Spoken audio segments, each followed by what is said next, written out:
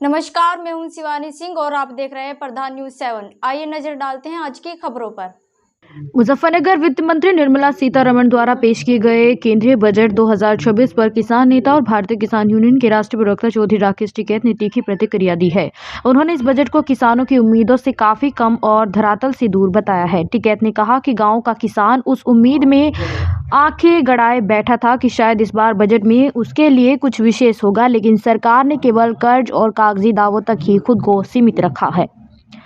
राकेश टिकैत ने बजट की खामियों को गिनाते हुए कहा कि सबसे बड़ी निराशा किसान सम्मान निधि को लेकर हुई है। किसानों की पूरी उम्मीद थी कि इस बार राशि बढ़ाकर 12,000 रुपये दोगुनी कर दी जाएगी, लेकिन सरकार ने इसे जस का तस छोड़ दिया। उन्होंने सवाल उठाया कि एमएसपी न्यूनतम समर्थन मूल्य गारंटी कानून पर बजट में कोई खर्च क्यों नहीं की गई।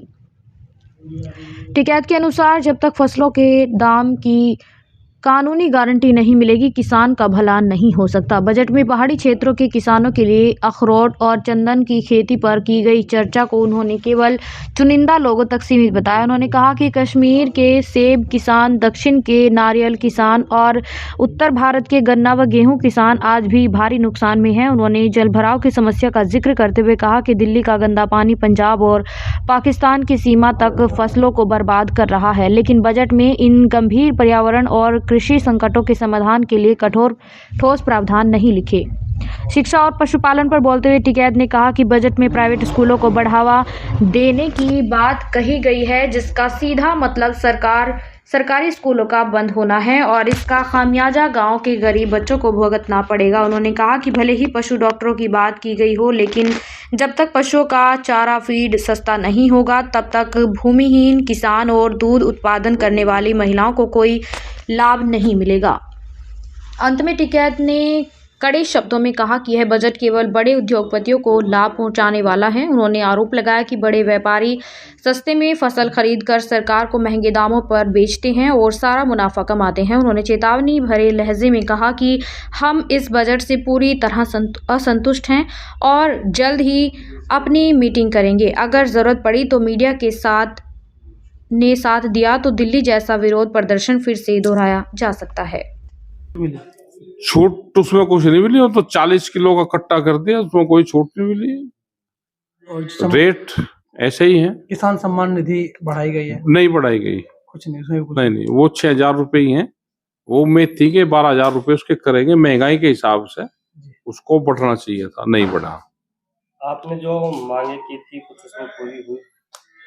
मांग तो हम हर साल लिख कर देते हैं, वो तो हमारा हक है, उसकी वो करते हैं हम डिमांड, वो नहीं ज्यादा कुछ हुई। नकली बीज पर कोई कानून आया है? ये बीज कानून जो आवेगा तो शायद उसमें ये बात कर रहे होंगे, लेकिन हम उसका भी विरोध कर रहे, क्योंकि उसमें कंपनी राज ज्यादा आएगा। नकली बीज आ रहा है, उस पर कोई वो नहीं है, सरकारों का मॉनिटरिंग नहीं है।